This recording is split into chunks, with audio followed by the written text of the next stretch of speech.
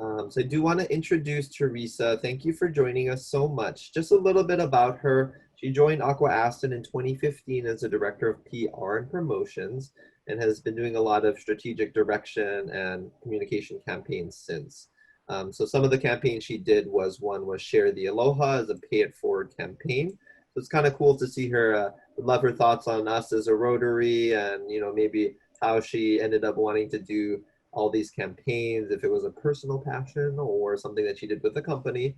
And another one was the For Our Reef campaign. So that was, I believe, for the that we have. So I know that a lot of work has been done with it, and especially for the BEACH project, that it was a combined effort of a lot of organizations to assist in that.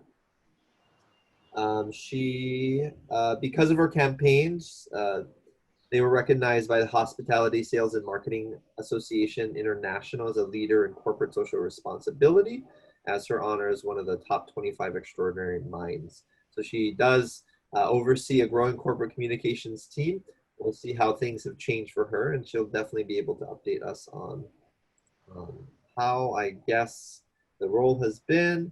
We do have kind of a speaker amount or title, but I'll let her go ahead and speak and share a little bit about her thoughts and insight. So thank you for joining us, Theresa. Thank you. Thank you, Evan, and everyone for the opportunity to talk today and meet everyone and share a little bit about my pandemic experience in hospitality. We all have our own story, right? So as Evan introduced me, thank you, that was a really kind introduction. I have had an amazing time with Aqua-Aston Hospitality in the last 5 years to work on some really creative campaigns. You might have heard of the Surf Jack Hotel and Swim Club. That was a big project of mine to launch it. I was overseeing the social media and the public relations at the time. The Reef Safe Sunscreen campaign has been recognized as a driving force behind the legislation that was passed in Hawaii to really educate the public that there are good sunscreen options out there that are better for the environment and can still help protect your skin. And as he mentioned, it was collaborative, but Aqua-Aston was the first. And so we're really proud to have partnered with the Hawaii Tourism Authority, as well as Outrigger and all of the other many brands that have now rallied around that cause. And then just recently, last year, you can see behind me I like to amuse myself with fun Zoom backgrounds. This is Espacio, the luxury boutique hotel that we launched in September last year. So nowadays, my job is a lot different. And I'm not really doing any of these creative, well, I guess it is creative, but in a much different way. So I've prepared a presentation that I'm going to share with you, which I have optimistically called Adapt, Respond, Adapt, Recover. And I actually prepared this presentation about 2 months ago, and I had to go and make some updates because I think we were maybe a little bit more optimistic about where we would be in September than where we find ourselves today. And so just the table of contents, I'm going to share a little bit of background if you're not familiar with Aqua-Aston and our place in the market. I'll share a little bit about how we responded to the crisis and also how we're adapting our business moving forward. So in case you haven't heard of Aqua-Aston, we've been around since 1948. We actually started as Aston Hotels and Resorts. And Aston was the very first company to introduce condo vacation rentals. So we, have been around for a long time, and our business is diverse. A lot of people think that we own the hotels and resorts that we operate. We don't. We're an operator purely.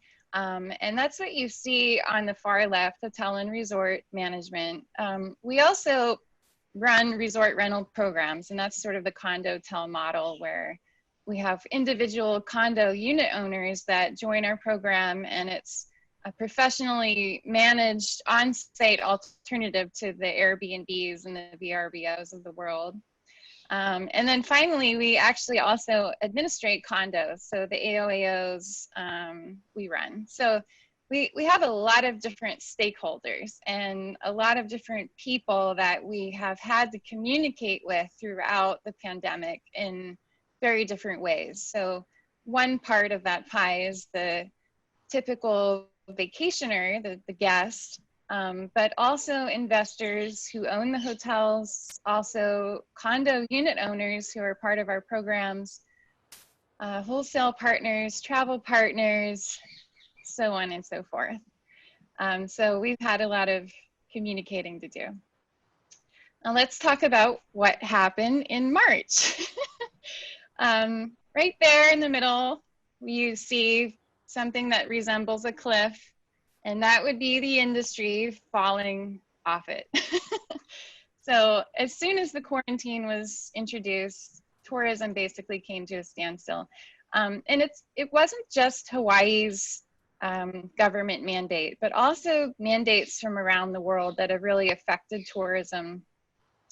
But really Hawaii's policy on quarantine, and that was, I think, the point, was to protect our community, to give ourselves that bubble, if you will, that new term that we're hearing these days, of safety to try and recover from the virus faster. So that's affected tourism in a significant way, not only in Hawaii, but around the world. The future of travel, testing, tracing, that's all a question mark. And we know that when those question marks start to become answers, competition is going to be extremely strong, not only among different hotel companies in Hawaii, but different destinations competing for that travel dollar. And you can see that already. The summer months on the mainland, some of the markets there are in a completely different mindset, traveling as if none of this is happening. And there's extreme competition, rates are dropping, and it's a different world. So, you know, while we've been in this sort of holding pattern, waiting for the 14-day quarantine to be resolved with maybe pre-test travel or some other safe alternative, we have taken the time to adapt our business in a few different ways, and I'll go into detail about them. But the first thing we had to do was become more flexible. Our reservations policy is a no fee change policy. That's something new. I mean, just last week we heard the news that airlines have now finally eliminated the change fee. A lot of hotel companies or travel organizations tried to hold on to that customer because it's a very difficult time. But we from the start decided to maintain customer loyalty, provide better customer service, and be very flexible in allowing our guests to make changes to their travel plans. Also to protect our community and not be promoting tourism at a time when we were trying to kind of hunker down and stay safer at home. We also had to make some significant operational changes. I'll go into that in more detail, but you know, terminology like PPE, I remember having a conversation with my dad in March, and he was like, I've got my PPE, my family's in Pennsylvania, and that's my dad accent. And I was like, what's PPE? And now everybody knows, and not only do we know, but we have our own arsenal of different things that we feel comfortable wearing. And then the third way, you know, we had to really communicate a lot of changes along the way, and I'll also go into that. And I'll conclude with an overview of our new Next Level program, which also includes cleaning protocols. So I've talked about some of this already, but communication initiatives at the bottom of the screen. I think one of the things that people have been most surprised about that I talk to that don't work in hospitality or tourism is that my team and I have been extremely busy. And it's amazing how busy you can be without any customers, or barely any. I mean, single digit customers. So, and I think that, you know, taking the time to implement a lot of these changes is part of the reason we've been so busy. But the stakeholders I mentioned on our introductory slide, this is a snapshot of the many, many, many memos and letters and notices that were needed in the March to April period. And at that time, a lot of the mandates were changing, evolving, becoming more complex, more comprehensive. And so a steady stream of communication was required. We also had to start implementing new signage and new ways of communicating at the properties and the resorts.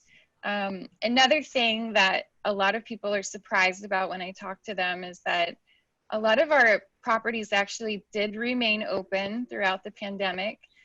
It does not mean that we were accepting lots and lots of tourists that were coming here to break quarantine. We were actually open only for essential travel, meaning the military, the government, medical workers, and also Kama'aina who maybe live on the neighbor islands and have to come to Oahu for medical treatment, cancer care, for example.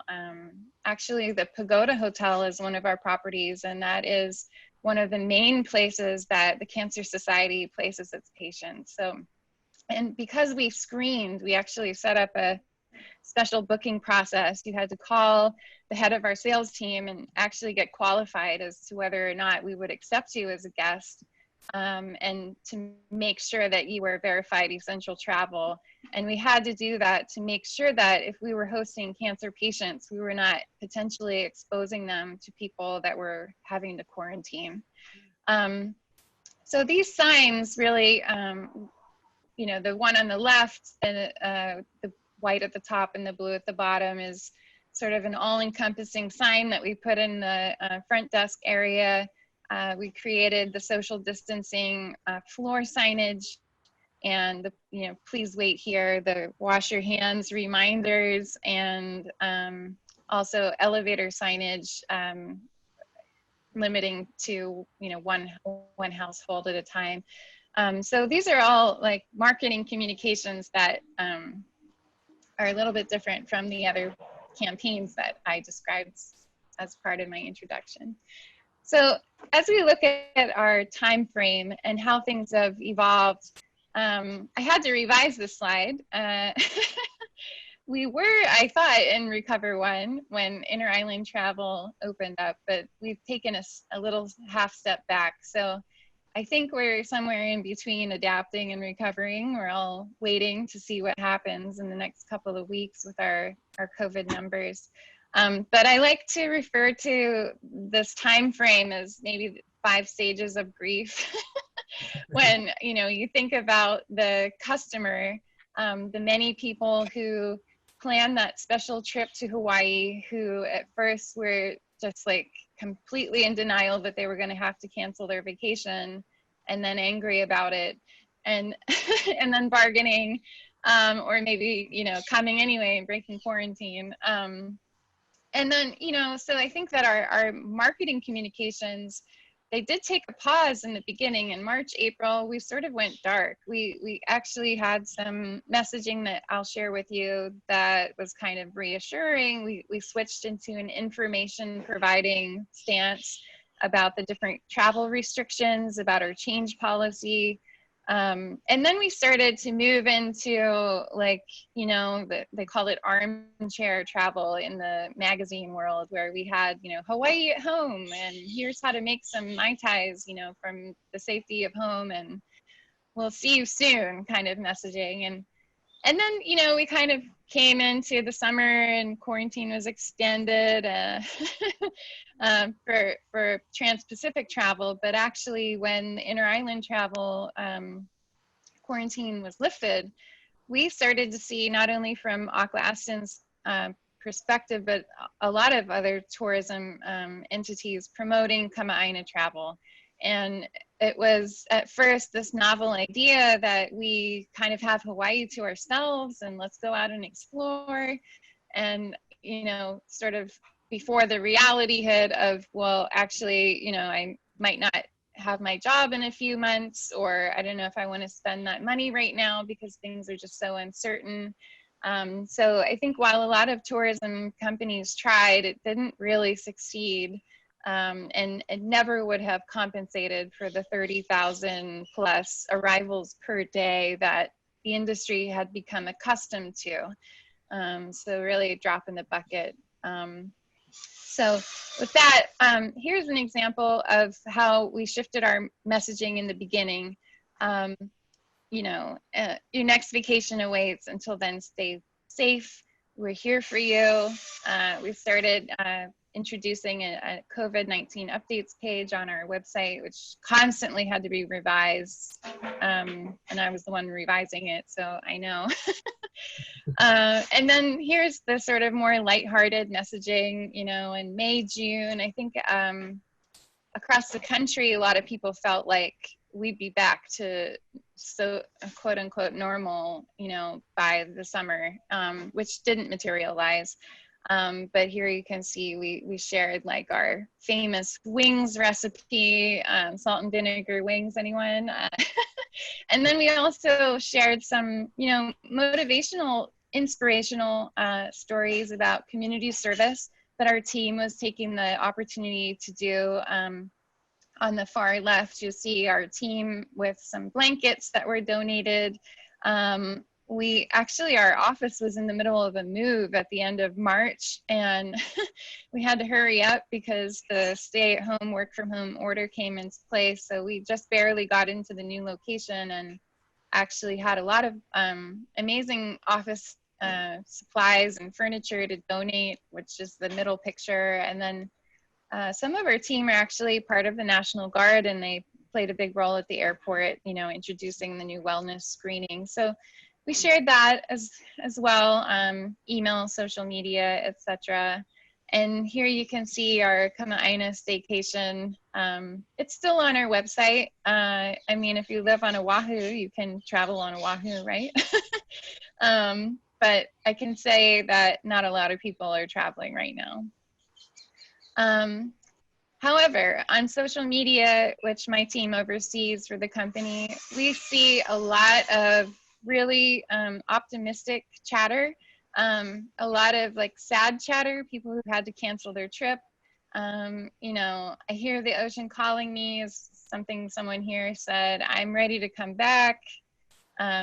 We had to cancel our May trip, sad face. So, I mean, I guess for, you know, the industry, it's encouraging to see that people still want to travel to Hawaii when conditions allow, but we are just all waiting. And so, you know, when we start to think about guests coming back, clean and the way we clean and the products we clean has become a huge focus. As a person that, you know, works in public relations, you really just can't get past the media interview without talking about clean and what you're doing to reassure guests and make sure that it's a safe and sanitary environment.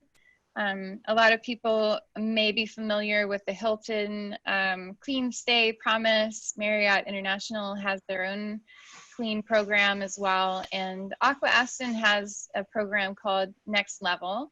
And, you know, before it was sort of, I guess, taken as a granted that your room would be clean, but now people want to know that it's sanitized.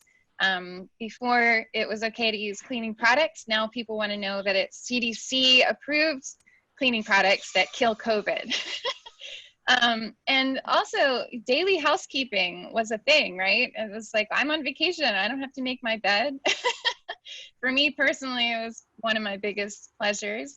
But now people don't really feel so comfortable having people coming in and out of their hotel room, and they want it to be just for them, or they want to know that someone's been in the room. So we have also introduced a door seal.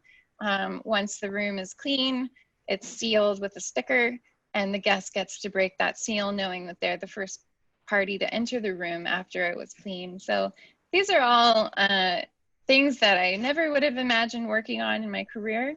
But it's been a real privilege to be able to move from, you know, more of a creative, strategic, brand-focused role, you know, only dreaming up campaigns for PR coverage and social, to actually partner with the operations team and play the role of an advisor based on what other leading global companies are introducing, and help create our own new program, which we've branded Next Level Clean.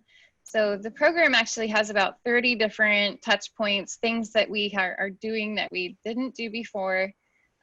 We already had high level cleaning standards. We were already partners with Ecolab, which I've heard Outrigger, you know, tout quite a lot, their partnership with Ecolab. We've been working with Ecolab for decades, so that's nothing new, but now it's a selling point. And so here's one of our teammates using the electrostatic sprayer, which you may have heard about in the media. It is basically a vacuum backwards. It outputs a fine mist spray of disinfectant cleaning solution, and that kills COVID. So that's something that we've introduced as well. We're also, you know, using all of the CDC standards.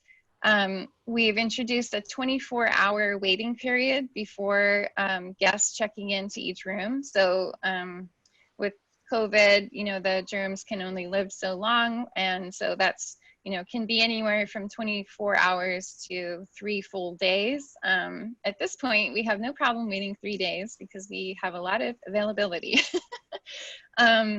And so we also make sure that the linens and towels are cleaned professionally at high temperatures, all aimed at germ killing. And then for our guests and associates, we have introduced the wellness screening. We provide the PPE, not only to our associates, but also to guests. If they don't have a face mask, we've got face masks. If they don't have hand sanitizer, we've got hand sanitizer.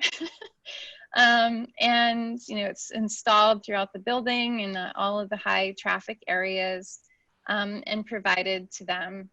And also social distancing, you know, the new signage I shared with you, it's a whole new world. So I know, like, we've even started to hear some scary stories about, you know, maybe hotels on the mainland that are open and saying that they have social distancing in place, and then you get there and no one's practicing it, no one's wearing PPE.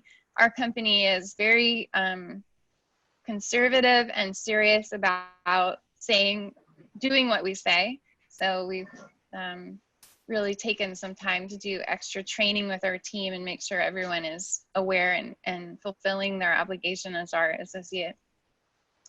And our program has had some coverage, but it's a little bit different from normal times because the tourism authority has really been playing a strong role in encouraging travel outlets to not cover Hawaii right now until the quarantine is lifted. They don't want to promote travel. There was even a letter that was sent to all of the top editors saying, please don't write about Hawaii right now, which is really unprecedented, but understandable given the circumstances. And so with that, I will close the presentation with something that we find ourselves saying all the time on social media when we get these messages from our customers who want to come back. A hui ho. We hope to see you when it's safe to travel again. And I'm happy to take questions or comments if anyone would like to let me know your thoughts. Yes, thank you so much for sharing. It's definitely a very interesting time, especially for you. We have a couple realtors, so it's like we kind of know that there's been a bunch of changes, but any questions that people have? I have a question. So how do you track visitors that actually come, or do you have any visitors that you have to watch for quarantine so they don't? Yes. Yes, we do. We try to limit it, you know, for a long while until, I would like to say, between March and July, we actually closed our system so that we did not accept any new reservations unless they were qualified through the sales team. So that was one thing we did. But we also do have like an unusual situation with the condo hotels where we have condo unit owners. That's their unit. So if they want to come to Hawaii and stay in it, we cannot stop them as the management company, but they're subject to quarantine too. So we have had some occasions where we've had guests that are subject to quarantine, and we had to introduce a new way to check them in, which included like a legal acknowledgement form that made them, you know, acknowledge that they're aware of the quarantine, that they're aware that they are subject to quarantine, and that they will receive a single-use guest room key.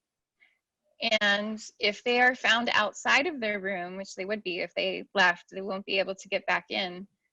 Our team is obligated by law to report them to the police without a first warning.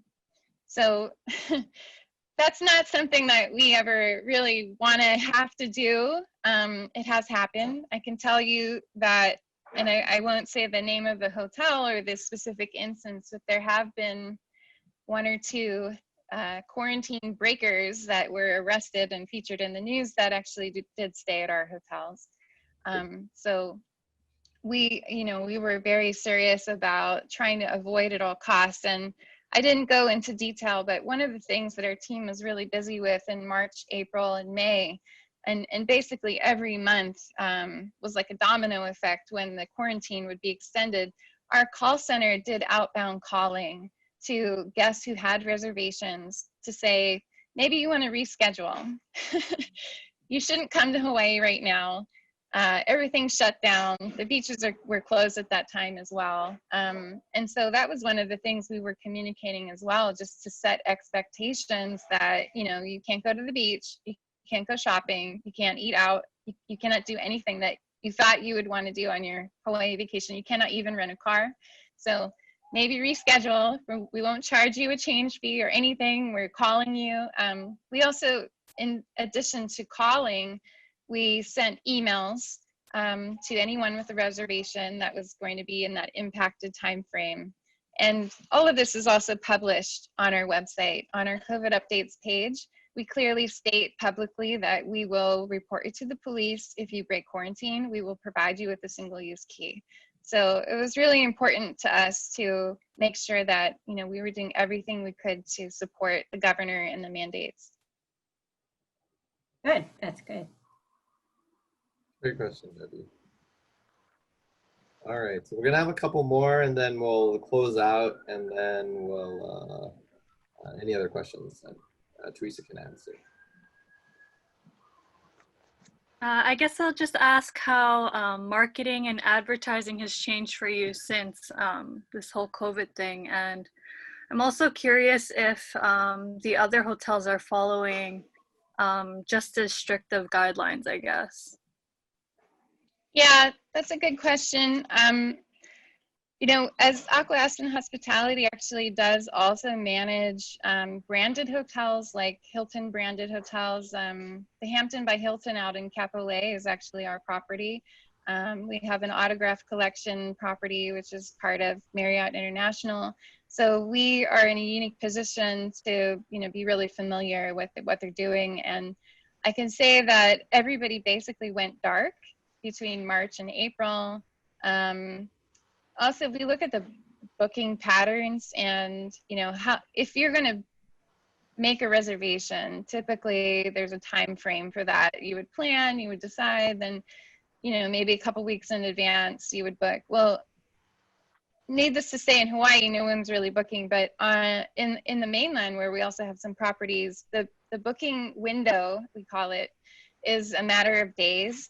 And actually, maybe 70% of all the reservations that are coming into mainland properties are same day reservations, with the balance being like within a week, and maybe maximum 10 days out. So it's really short. So to advertise, to capture that audience, you know, there's different kinds of ads, like awareness ads or direct response ads. So there's no point in advertising awareness at this point. So a lot of those budgets were really cut back, and you know, it's a unique opportunity public relations because, you know, my work, we are able to generate awareness and stay top of mind and relevant with placements that don't cost out of pocket, whereas advertising can get quite expensive. And also the digital team looks at online search trends, and they can see, you know, how many people are searching for certain keywords like vacation in Hawaii. And so until they start to see those patterns shift, we know that if we did advertise, we'd be barking in the wind.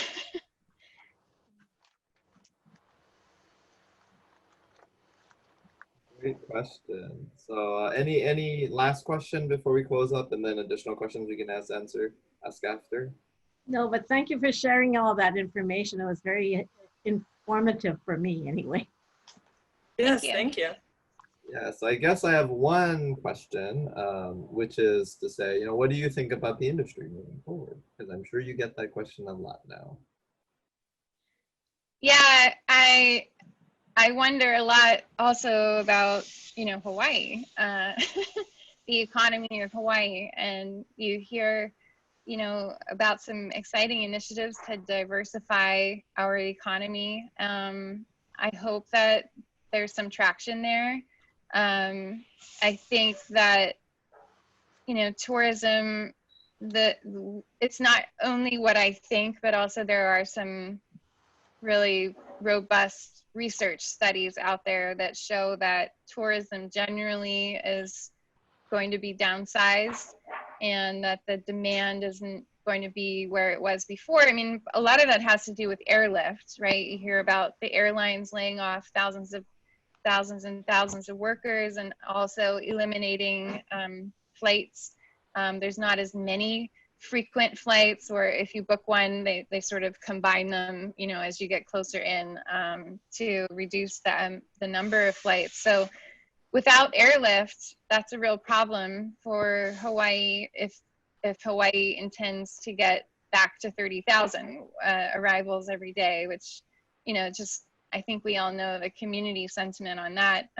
Maybe that was too much. There was even talk, you know, before this pandemic hit, that maybe we had too many daily arrivals. Maybe it was too much on our infrastructure, and maybe we should be focusing on higher value, longer stay guests than, you know, the quick vacationers looking for a cheap getaway. So, you know, I think there's a lot of possibility on how we can change in the future.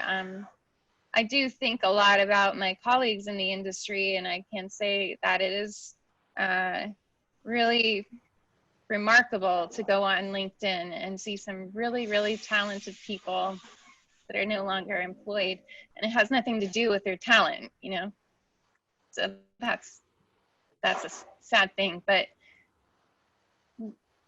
situations like this always result in growth and new creative solutions. And so I'm just hoping that, you know, something like that will be sparked here in Hawaii, and we'll all find our next opportunity.